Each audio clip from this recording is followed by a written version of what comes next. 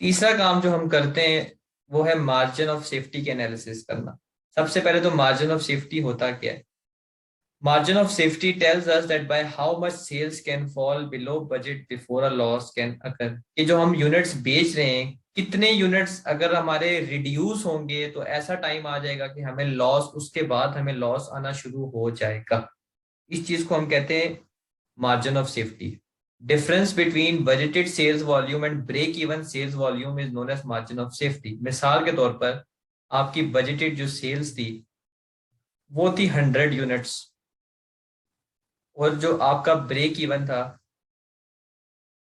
वो हो रहा था 80 यूनिट्स पे। तो क्या आपको फायदा हो रहा है, नुकसान हो रहा है? दोबारा रिपीट कीजिएगा, आपकी आवाज इंटरप्ट हो गई। बजटेड सेल्स आपकी 100 यूनिट्स हैं और ब्रेक इवन आप 80 यूनिट्स पे कर रही हैं, तो क्या ये बेनिफिशियल है या नहीं?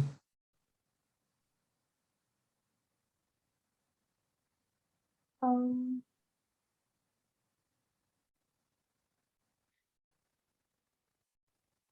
ब्रेक इवन का क्या मतलब होता था, अभी हमने पीछे बात की थी? कि ना प्रॉफिट हो रहा था ना लॉस हो रहा लॉस हो रहा है तो देखिए ना, 80 यूनिट्स पे जाके आपको ना प्रॉफिट होता है ना लॉस, और आपकी सेल्स 100 यूनिट्स हैं तो आप मतलब अभी सेफ है ना, 20 यूनिट्स से आप ऊपर है, यानी कि आप प्रॉफिट में जा रही हैं। जैसे ही आपकी ब्रेक इवन से चीजें नीचे होना शुरू होंगी, सेल्स गिरना शुरू होंगी, तो आप लॉस में जाएंगी। यही बात है ना, क्योंकि ब्रेक इवन पॉइंट 80 यूनिट्स है। इसका यही मतलब है कि 80 यूनिट्स अगर आप बेच रहे हैं तो आपको ना प्रॉफिट हो रहा है ना लॉस। ठीक है। 80 से अगर आप कम बेचेंगी तो आपको लॉस होगा, 80 से अगर आप ज्यादा बेचेंगी तो आपको बेनिफिट होगा। ये बात आपको समझ आई है? था। जी। तो मार्जिन ऑफ सेफ्टी हमें यही बताता है कि हमारे पास कितनी गुंजाइश है सेफ्टी की। यूनिट्स की टर्म में भी बताता है, परसेंटेज की टर्म्स में भी। इस सिचुएशन में हम 20 यूनिट सेव हैं, यानी कि अभी हमारी सेल्स जो है ना, उनकी जो सेफ्टी मार्जिन है वो 20 यूनिट्स है। हाँ, अगर हमारी सेल्स 20 यूनिट्स से फॉल कर गई तो ब्रेक इवन हो जाएगा, और अगर उससे भी ज्यादा मजीद फॉल कर गई तो हम लॉस में चले जाएंगे। तो ये है मार्जिन ऑफ सेफ्टी। ठीक है, मार्जिन ऑफ सेफ्टी हमें यह बताता है कि हमारी सेल्स कितनी गिरेंगी कि हमें लॉस आना शुरू हो जाएगा। कॉन्सेप्ट क्लियर हुआ है आपको? जी। अब यूनिट्स में निकालने के लिए मैंने आपको बता दी है, बजटेड सेल्स में से आपने break even units minus minus कर देना। ठीक है, तो आपको पता चल जाएगा कि यार इतने यूनिट्स हम सेव हैं, अभी हम अबव जा रहे हैं। और अगर परसेंटेज में निकालना है तो बजटेड सेल्स में से ब्रेक इवन यूनिट्स आपने माइनस करने और डिवाइड दोबारा बजटेड सेल्स से कर देना। ये वही जो परसेंटेज का कॉन्सेप्ट मैंने आपको बताया था, difference divide by original multiply by 100। ठीक है, तो इससे आपके पास परसेंटेज में पता चल जाएगा यार, हाँ 20% से अगर मेरी सेल्स गिर गई तो मेरा ब्रेक इवन होगा, और उससे मजीद गिर गई तो मैं लॉस में चला जाऊंगा। ठीक है, तो देखिए ना, अब हमें डिसीजन मेकिंग में हमारी काफी एक बेनिफिशियल चीज है ना, हमें पता है यार कितनी, कितने पे ब्रेक इवन होना है, हमें कितनी सेल्स करनी चाहिए, कितने लेवल हम सेफ हैं। अब एक अच्छा जो मैनेजर होगा वो कोशिश करेगा जो मार्जिन ऑफ सेफ्टी है वो ज्यादा से ज्यादा हो। ठीक है, इसी तरह ये जो टेक्निक्स हैं डिसीजन मेकिंग में हमारी हेल्प करती हैं। क्लियर है मार्जिन ऑफ सेफ्टी? जी। अब इसको एक यस। एग्जाम्पल से करते हैं। अब ये बेसिकली हमें दिया हुआ है, बजटेड सेल्स भी दी हुई है, सेलिंग प्राइस भी दी हुई है, वेरिएबल कॉस्ट भी दी हुई है, और फिक्स कॉस्ट भी दी हुई है। अब हमने मार्जिन ऑफ सेफ्टी निकालना है। मार्जिन ऑफ सेफ्टी का मैं अभी मैंने आपको फॉर्मूला बताया कि बजटेड सेल्स में से आपने ब्रेक इवन पॉइंट को माइनस करना है। ब्रेक इवन क्योंकि यूनिट्स में निकाल रहा हूँ तो ये यूनिट्स लेने पड़ेंगे। बजटेड सेल्स के यूनिट आपके सामने, आपको गिवन है 80,000। अब ब्रेक इवन जो है वो आपको गिवन नहीं, आपको निकालना पड़ेगा, और आपको ब्रेक इवन का फॉर्मूला पता है। ब्रेक इवन पॉइंट के यूनिट्स हम कैसे निकालते थे? Fix cost divided by contribution per unit. Fix cost आपकी 200,000 है, कंट्रीब्यूशन जो होता है वो selling price minus all variable cost यानी कि 4 है, तो 50,000 यूनिट्स आ जाएगा। सही है, तो 30,000 यूनिट्स आपकी मार्जिन ऑफ सेफ्टी है, यानी कि अभी आप 30,000 यूनिट्स सेफ हैं। अगर 30,000 यूनिट्स से आप फॉल आ गया आपकी सेल्स में, तो बेसिकली इसका मतलब आप ब्रेक इवन हो जाएंगे, और मजीद अगर आपकी सेल्स इस पॉइंट से गिर गई यानी कि ब्रेक इवन से नीचे चलेगी तो आप लॉस में आना शुरू हो जाएंगे। ठीक है,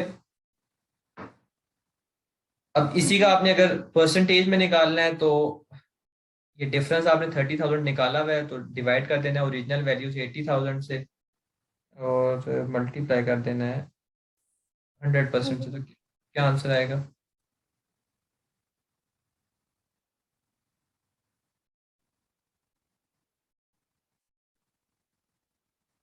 37.5%। परसेंट यानी कि परसेंटेज वाइज अभी इतना आपका मार्जिन है आपके पास, ठीक है। तो अच्छा जो मैनेजर होगा वो यही चाहेगा कि यार मार्जिन ऑफ सेफ्टी जो है ना वो ज्यादा से ज्यादा हो। तो ये इसका जो है ना आपको चीजें ये इवेल्युएशन में डिसीजन मेकिंग में बड़ा हेल्पफुल होती हैं। आपको पता होता है कि यार इतने यूनिट्स में बेचूंगा तो ब्रेक इवन है, तो मैंने कोशिश करनी है ज्यादा से ज्यादा बेचूं। आपको एक अलार्मिंग सिचुएशन का भी पता होता है कि यार अगर मेरे सेल्स इधर ब्रेक इवन के नजदीक आ गई, मैंने कोशिश करना है उनमें इंक्रीज लाने की, ठीक है। ऐसे जो है ना ये हेल्पफुल होती है टेक्निक। मार्जिन ऑफ सेफ्टी में कोई इशू है तो पूछ लें। नहीं, क्लियर है। ठीक है। इसके बाद जो चौथा काम है जो हम इसके थ्रू कर सकते हैं वो है टारगेट प्रॉफिट कैलकुलेट करना, ठीक है। अब बेसिकली जो फॉर्मूला था प्रॉफिट का वो क्या था? कंट्रीब्यूशन माइनस फिक्स कॉस्ट से हमारे पास प्रॉफिट आता था, ठीक है। तो टारगेट कंट्रीब्यूशन निकालने के लिए बेसिकली मैं क्या करूंगा? हाइड्रोजन। बिल्कुल, आपने कंट्रीब्यूशन निकालनी है तो profit fix cost plus profit आपके पास आ जाएगा, ठीक है। इससे आपके पास टारगेट कंट्रीब्यूशन आप निकाल सकते हैं, ठीक है।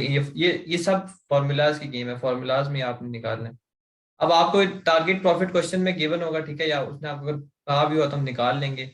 अब टारगेट सेल्स भी आप निकाल सकते हैं कि अगर आपने कोई सेल्स टारगेट की हुई है वो भी टारगेट सेल्स रेवेन्यू में भी निकाल सकते हैं। अब ये फॉर्मूलाज देखने हैं, इसको क्वेश्चन से करते हैं।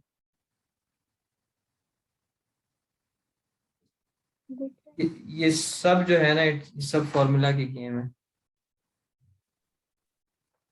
देखिए CVP analysis can also be used to calculate the volume of sales that would be required to achieve a target level of profit। या आपने एक प्रॉफिट टारगेट बनाया हुआ है कि यार मैंने इतना प्रॉफिट कमाना है, तो ये भी आपको हेल्प कर सकता है सीवीपी एनालिसिस। ये भी दोनों तरीकों से आपको हेल्प कर सकता है कि कितने यूनिट्स आपने बेचने हैं अपने टारगेट प्रॉफिट को अचीव करने के लिए, या कितनी सेल्स जो है ना आपने रेवेन्यू में करनी है कि आपका प्रॉफिट अचीव हो जाए, ठीक है। तो ये जो फॉर्मूला है ये आपको ये बताता है कि आपने कितने यूनिट्स बेचने हैं कि आपका टारगेट प्रॉफिट आपको अचीव हो जाए, और ये आपको बताता है कि कितने मतलब कितना रेवेन्यू आपका होना चाहिए कि आपका टारगेट प्रॉफिट अचीव हो जाएगा। एग्जाम्पल से करते हैं तो आपको ज्यादा क्लियर होगा। अब एक बंदा है उसने कैपिटल एम्प्लॉय किया है 1 मिलियन का, और जो target return on capital employed है उसका 20% पर एनम है, यानी कि वो ये चाहता है कि उसको 20% का प्रॉफिट हर साल आता जाए।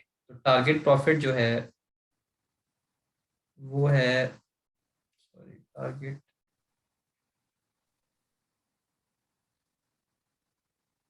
टारगेट प्रॉफिट आपका है 1 मिलियन का 20%। तो ये मैं ट्रिपल जीरो पे वर्किंग कर लेता हूँ, 200,000 आ जाएगा, ठीक है। ये 1 मिलियन को मैंने 20% से मल्टीप्लाई किया। यहाँ तक बात क्लियर है? जी। अब हमने ये निकालना है कि यार कितनी सेल्स में करूं कि मुझे ये 2 लाख रुपया मैं कमा लूं, कि कितने मैंने यूनिट्स बेचने। तो यूनिट्स बेचने के लिए जो फॉर्मूला क्या था कि टारगेट जो कंट्रीब्यूशन है उसको आपने डिवाइड कर देना है कंट्रीब्यूशन पर यूनिट से। अब ये टारगेट हासिल करने के लिए मुझे मुझे टारगेट कंट्रीब्यूशन की भी जरूरत है, और टारगेट कंट्रीब्यूशन का फॉर्मूला था fix cost plus target profit, ठीक है। Fix cost plus target profit. Fix cost सवाल में मुझे नजर आ रही है 100,000, और टारगेट प्रॉफिट जो मैंने टारगेट किया हुआ है यार कितना मैंने कमाना है वो 200,000 है। देखिए अब कैसे चीजें रिलेट हैं कि 3 लाख की कंट्रीब्यूशन आप कमाएंगी, ठीक है, 3 लाख की कंट्रीब्यूशन आपकी होनी चाहिए। उससे ये होगा कि 200 का आपका प्रॉफिट था प्लस 100,000 की आपकी फिक्स कॉस्ट रिकवर हो जाएगी। इतनी कंट्रीब्यूशन आपने अर्न करनी है कि आप ये वाला टारगेट प्रॉफिट अपना अचीव कर सकें, सही है। अब हाँ, ये जो टारगेट रिटर्न लिखा हुआ है it means target profit. Yes, return का मतलब है target profit, return on capital employed एक ही बात है। तो देखें ना, अब ये पहले आपने देखा कि आपका प्रॉफिट कितना है, फिर आपने देखा कि यार इस प्रॉफिट को कमाने के लिए कंट्रीब्यूशन कितनी कमानी पड़ेगी मुझे। तो कंट्रीब्यूशन आपको 3 लाख कमानी है। क्यों? क्योंकि 1 लाख तो कंट्रीब्यूशन में से आपका फिक्स कॉस्ट का रिकवर होगा प्लस जो टारगेट आपने किया हुआ है वो। अब क्योंकि मैंने ये निकालना है कि यार मैं कितने यूनिट्स बेचूंगा कि मेरे प्रॉफिट अचीव हो जाएगा। तो वॉल्यूम ऑफ सेल्स निकालने के लिए ये फॉर्मूला इस्तेमाल करूंगा, टारगेट कंट्रीब्यूशन को डिवाइड कर दूंगा कंट्रीब्यूशन पर यूनिट से, कि 2 लाख का प्रॉफिट कमाने के लिए मुझे 3 लाख की कंट्रीब्यूशन कमानी है, जनरेट करनी है। और एक यूनिट से मैं कितनी कंट्रीब्यूशन कर सकता हूँ? सेलिंग प्राइस ये है, वेरिएबल कॉस्ट ये है 40। देखें ना, सारी चीजें आपस में लिंक्ड है कि टोटल जो कंट्रीब्यूशन मैंने जनरेट करनी है 3 लाख, और एक यूनिट से मुझे 40 मिलता है, तो कितने यूनिट्स में सेल करूंगा कि मैं इतनी कंट्रीब्यूशन जनरेट कर सकूं? क्या आएगा?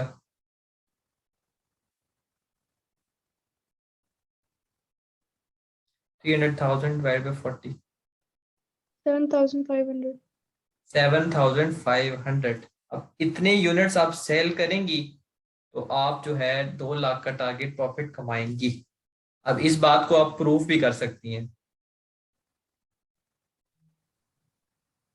आप यहाँ पर प्रूफ करें, आप यहाँ पर सेल्स लें, ठीक है। सेल्स 7,500 यूनिट्स है और सेलिंग प्राइस पर यूनिट कितनी है? 60। तो 7,500 टाइम 6 करें, कितना आएगा?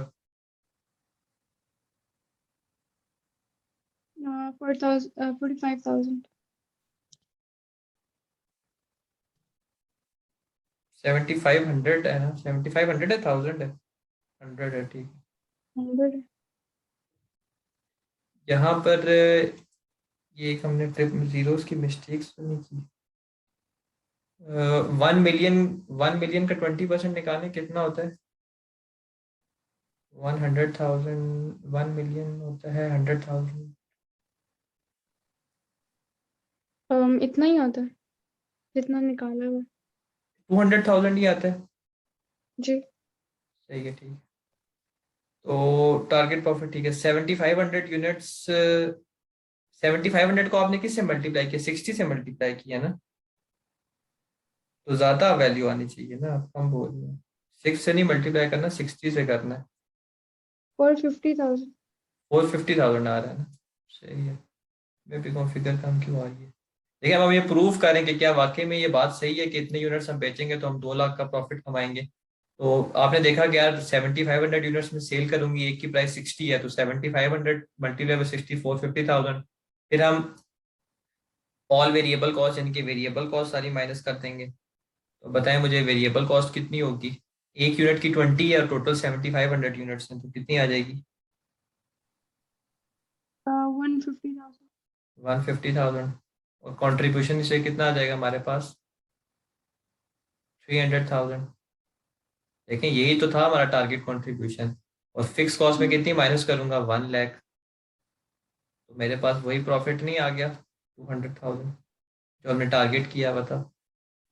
तो ऐसे जो है ना, देखें, इसी वजह से ये यूजफुल होती है जो टेक्निक है ना डिसीजन मेकिंग में।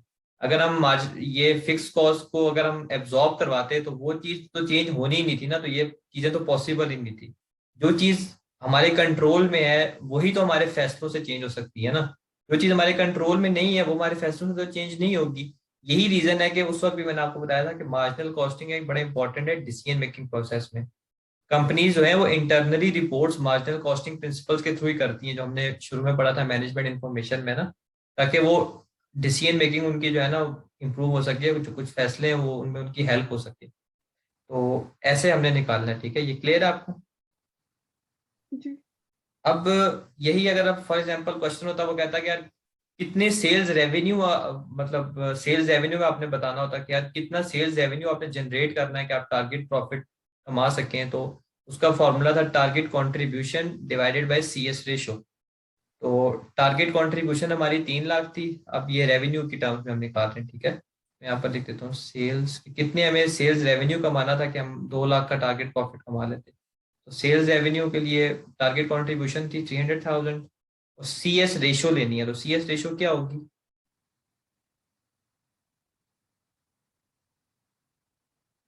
CS रेशो सॉरी, क्या हो? CS रेशो क्या होगी? वो कंट्रीब्यूशन ऊपर नहीं आएगा? कंट्रीब्यूशन, टारगेट कंट्रीब्यूशन ऊपर लिखा हुआ है ना, ये है फॉर्मूला, टारगेट कंट्रीब्यूशन और डिवाइड करना है CS रेशो से। तो टारगेट कंट्रीब्यूशन 3 लाख हम ऑलरेडी ऊपर निकाल चुके हैं, और CS रेशो बताएं कितनी होगी? कंट्रीब्यूशन हमारी 40 है, 60 माइनस 20 और 40 डिवाइड बाई 60 बिल्कुल 0.66667 आ रहा है। अभी सारे फिगर से आप डिवाइड करें तो मुझे बताएं कितनी सेल्स आ रही है।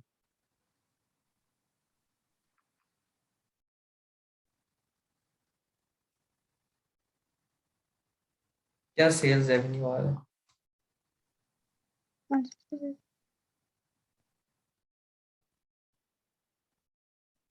450,000। तो 450,000 अगर हम डॉलर्स में चीजें बेचेंगे तब हमें 2 लाख का प्रॉफिट होगा, और आप ये प्रूव भी कर सकती हैं, देख लें। इतना ही सेल्स आपने की है तभी तो जाके आपको इतने का प्रॉफिट हुआ है ना।